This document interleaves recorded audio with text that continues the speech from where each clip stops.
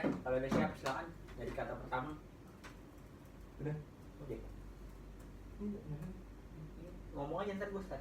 Ini ya, ingat dulu. Ini ya. Atau satu orang aja klik. Jangan ganti-ganti. Pokoknya kalau udah ini jangan ke kanan, kiri aja terus. Iya aku salah tadi kanan makanya bingung kok balik-balik. Tar.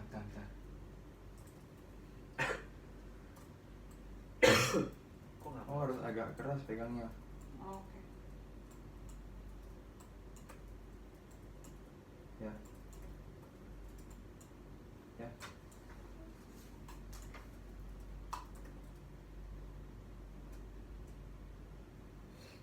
Ya, siap? Iya. Siap. Oke.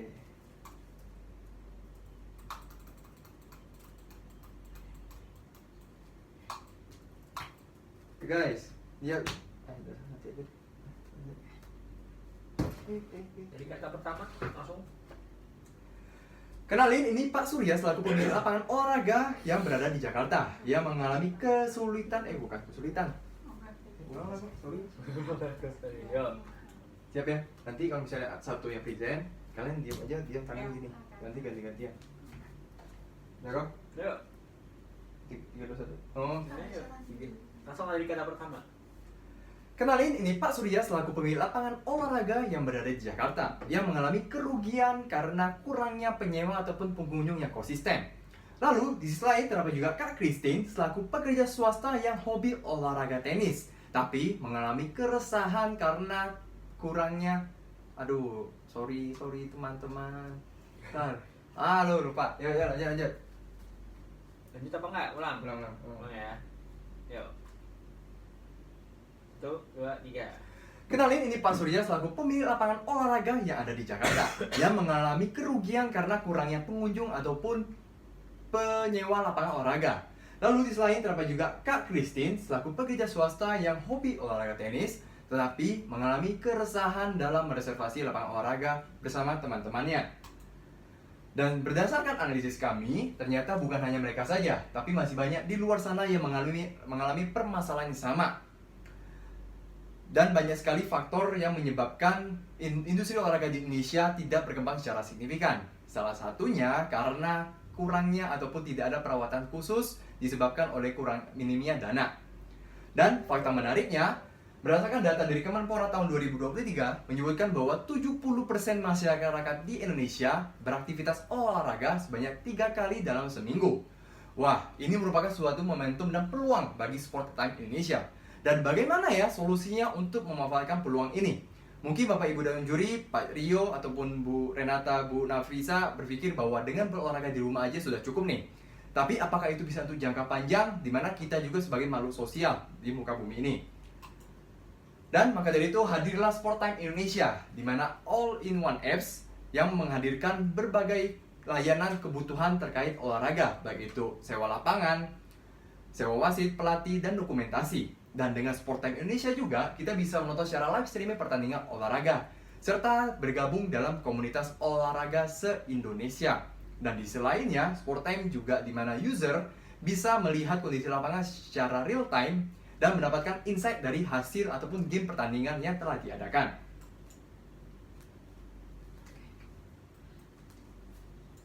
Lalu apa sih keunggulan dari Sport Times itu sendiri? Nah, seperti yang dapat kita lihat pada tabel, maka kita dapat lihat bahwa banyak kompetitor yang menyediakan layanan dan fitur yang terbatas.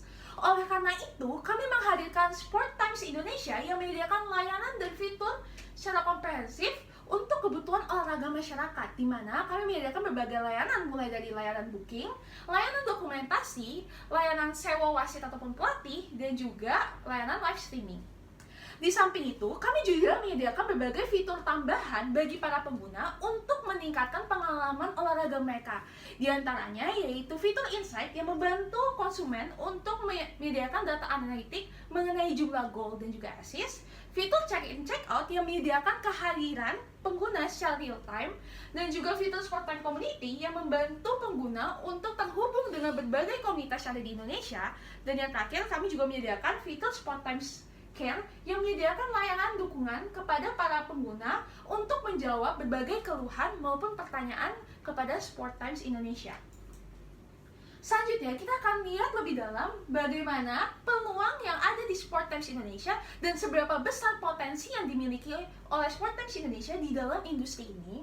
Seperti yang dapat kita lihat pada slide di sini, bahwa industri olahraga sangat berkembang di Indonesia, di mana hal ini didorong oleh karena adanya faktor tren gaya hidup sehat yang semakin berkembang di masyarakat. Sehingga hal ini mendorong partisipasi olahraga di Indonesia yang terus meningkat setiap tahunnya. Namun, di sisi lain, di era digitalisasi ini, masyarakat juga semakin mencari layanan olahraga yang menyediakan mereka layanan yang mudah, cepat, dan juga efisien. Tapi sayangnya, di Indonesia masih sedikit layanan olahraga yang menyediakan kebutuhan olahraga secara lengkap dan juga komprehensif. Maka dari itu, kami menyediakan Sport Times Indonesia karena kami melihat bahwa adanya peluang strategis di masyarakat Indonesia untuk menjadikan Sport Times itu sendiri menjadi platform utama dalam masyarakat Indonesia. Untuk melihat peluang pasar lebih lanjut, maka kami telah melakukan Samsung analisis pada Sport Times itu sendiri, di mana kami telah menemukan bahwa sebanyak 670.440 orang yang akan menjadi estimasi penetrasi pasar dari Sport Times, di mana nantinya kami akan berfokus untuk menargetkan pada individu yang berusia 17 hingga 55 tahun yang ikut tergabung dalam komunitas dan juga ikut aktif berolahraga.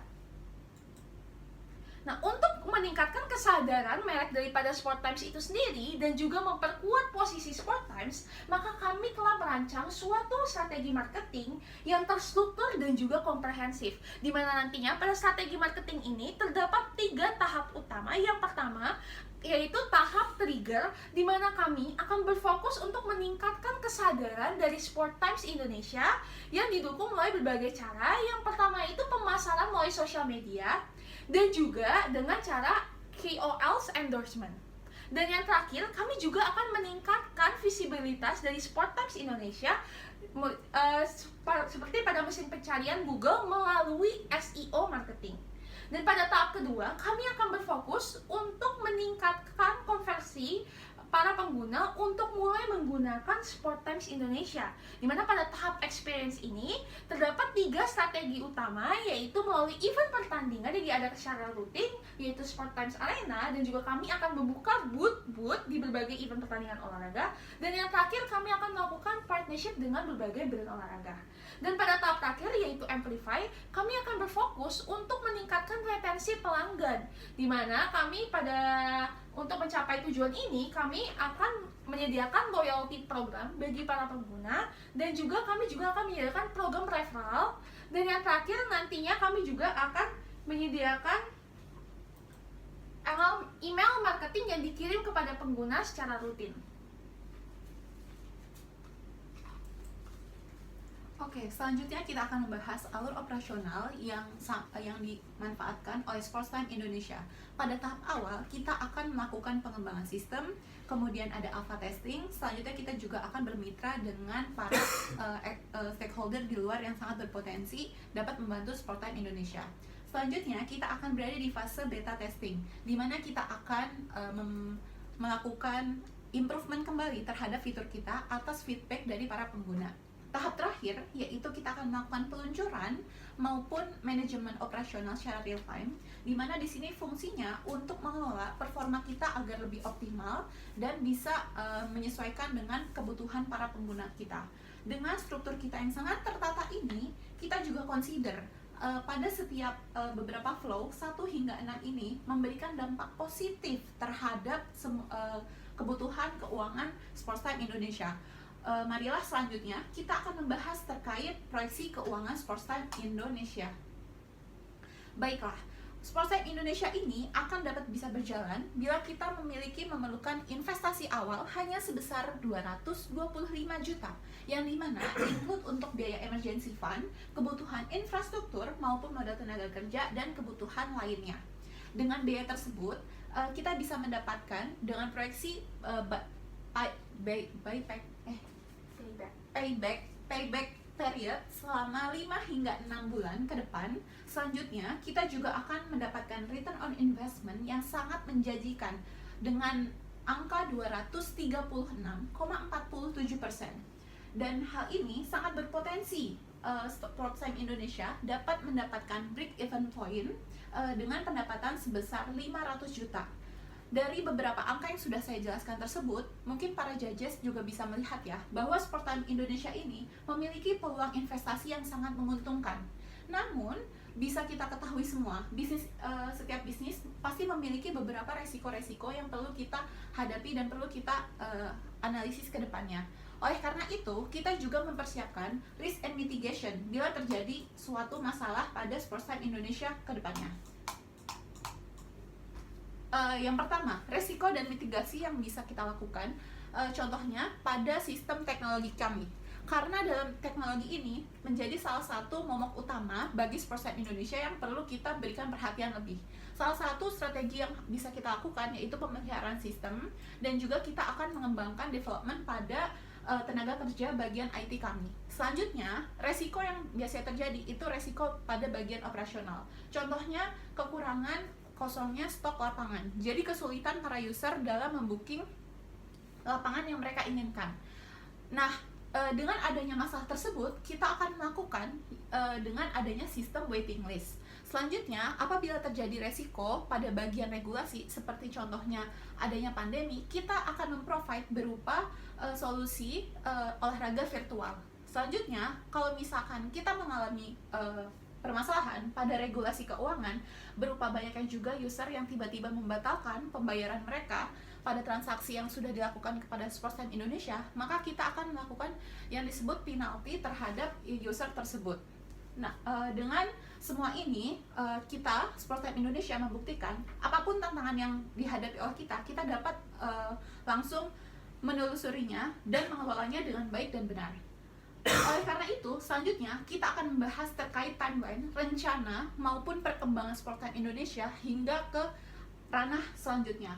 Pada phase pertama, yaitu pada tahun 1-3, kita akan berfokus pada daerah-daerah Jabodetabek. Bila di saat tahun pertama hingga tahun ketiga kita sudah mencapai user yang kita inginkan, kemudian selanjutnya kita akan langsung pada fase kedua, di mana kita akan fokus kepada wilayah Pulau Jawa dan Sumatera.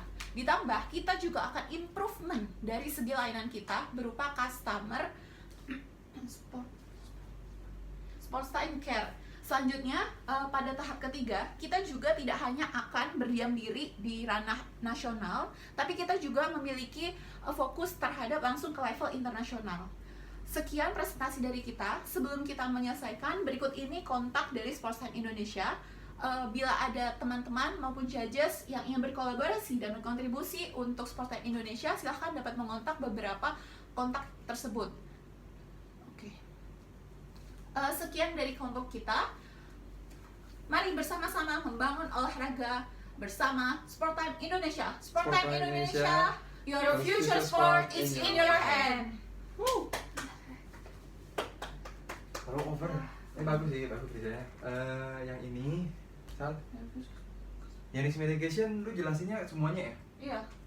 Pilih dua aja deh.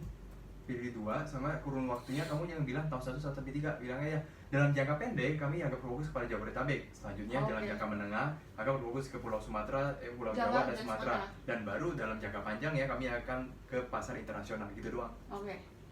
Mau lagi latihan? Mandi dulu kan ya? Nah itu bagus, lu tadi udah nyebutin dengan hanya mengeluarkan 225 juta kita sudah berapa mengalami ROI. Kalau bisa langsung ngomong aja sebagai ngehook dia keuntungannya kayak apa ya, dengan investasi sebesar 225 juta kita bisa mengalami apa nih, payback itu BEP kan maksudnya kan? Iya. Break-even pada payback. BEP sama payback beda. Ya udah bilang Payback period payback waktu buat BP-nya 5-6 bulan dengan ROI lebih dari 200%. Nah gitu aja deh. ROI lebih 200%, jangan bilang 236,47, jangan lebih dari 200%. Sama ini Syat yang tadi kamu bilang Syat, ini mana nih? Latihan lagi yuk.